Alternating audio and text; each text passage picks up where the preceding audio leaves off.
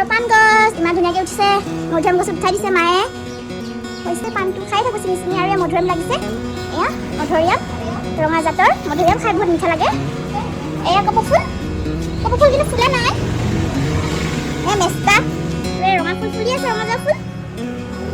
এইটোৱে আমাৰ আৰু সৰু বাগিচা আৰু এখন সৰু গাৰ্ডেন এয়া ৰঙালাও দেখা পাইছে আপোনালোকে ৰঙালাও গছ হয় মানে লগা নাই লাগিব এয়া তিতা কেৰেলা এই জলকীয়া লাগিছে চাব পাৰে এইটো পকি আছে সৰুকৈ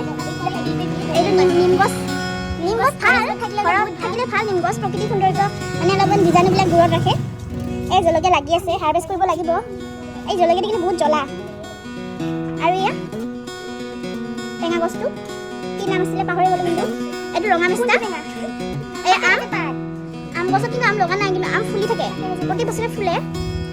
আৰু এয়া আমাৰ তগৰ ফুল হয়তো তগৰ ফুল ফুলিছে এই ধুতুৰা এয়া হ'ল সজোৱা কচু ঘৰত যে সজাই ৰাখে কচুটো ধুনীয়া হৈছে আৰু এইখিনি আৰু দেখাই আছোঁ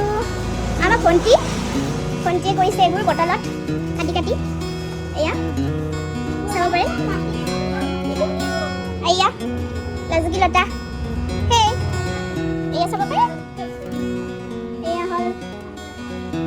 চাউল ধোৱা গছ বুলি কয় এইটো চাউল ধোৱা গুটিটো খাই ভাল লাগে এইটো মিঠা মিঠা লাগে আৰু এয়া এইটো আমাৰ মন্দিৰ এয়া এইখিনি এই কুঁহিয়াৰটো উঠিছে আৰু লাহেকৈ এই লাজুকী লতা